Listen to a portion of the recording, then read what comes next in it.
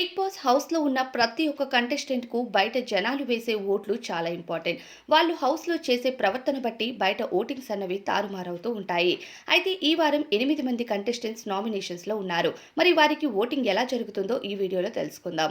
మొదటి స్థానంలో విష్ణుప్రియ ఉంది. విష్ణుప్రియకి మొత్తం 23% ఓటింగ్ జరుగుతుంది. విష్ణుప్రియ హౌస్‌లో కంటెంట్ ఇచ్చినా ఇవ్వకపోయినా బయట ఆమెకు అభిమానులున్నారు కాబట్టి ఉన్న కంటెస్టెంట్స్ అందరికంటే ఆమెకు ఎక్కువ ఓటింగ్ జరుగుతుంది.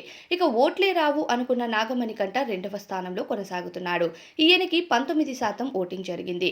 మొదటి వారం ఈయన ఎలిమినేట్ అయిపోతాడు అనుకున్నారు. కానీ హౌస్‌లో ఈయనిచ్చే కంటెంట్ కానీ, నిఖిల్‌తో ఏర్పడిన బాండింగ్‌కి కానీ ఈయనకి నిఖిల్ ఫ్యాన్స్ కూడా ఓట్లు వేస్తున్నారని చెప్పుకోవచ్చు. ఇక మూడవ స్థానంలో సీత ఉంది. ఇక సీత అయితే గత వారం నామినేషన్స్‌లో ఉంటే అందరికంటే తక్కువ ఓటింగ్స్‌తో ఉండేది. కానీ ఈ వారంలో అలా కాదు. మూడవ స్థానంలోకి వచ్చింది సీత. సీతకు ప్రస్తుతం 11% ఓటింగ్ వరకు జరుగుతుంది. అలానే నాలుగవ స్థానంలో ప్రేరణ కొనసాగుతుంది. ప్రేరణకు 10% ఓటింగ్ జరుగుతుంది. అయితే ప్రేరణ ఈ వారం హౌస్‌లో పద్ధతి కానీ, ప్రవర్తన కానీ ఏమాత్రం బాగోలేదు. ప్రతి ఒక్క కంటెస్టెంట్‌పై అరవటం, నాగమణికంఠతో గొడవ, విష్ణుప్రియతో తిండి దగ్గర ఆర్గ్యుమెంట్‌తో ఈమెకు ఓట్లు తగ్గే ఛాన్సెస్ కూడా ఉన్నాయి.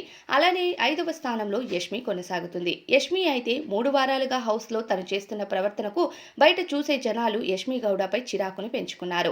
దానితోనే ఈమె 4వ స్థానం వరకు వెళ్లిపోయిందని చెప్పుకోవచ్చు. ఈమెకు 10% ఓటింగే జరుగుతుంది. అలానే నైనిక. హౌస్‌లో నైనిక 6వ స్థానంలో ఉండగా ఈమెకు ఓట్లన్నవి చాలా తక్కువ వస్తున్నాయి. నైనిక మాత్రం ఆట చాలా బాగా ఆడుతుంది. హౌస్‌లో ఎంత బాగా ఆట ఆడినా ఆమెకు ఎందుకో ఓట్లన్నవి ఈ వారం చాలా తక్కువగా వచ్చాయి. ఇక 7వ స్థానంలో మొదట పృథ్వీరాజ్ ఉన్నాడు. నిన్నటి వరకు పృథ్వీ ఉన్నా ఈరోజు పృథ్వీని దాటుకొని అభయ్ అక్కడికి వెళ్లిపోయాడు.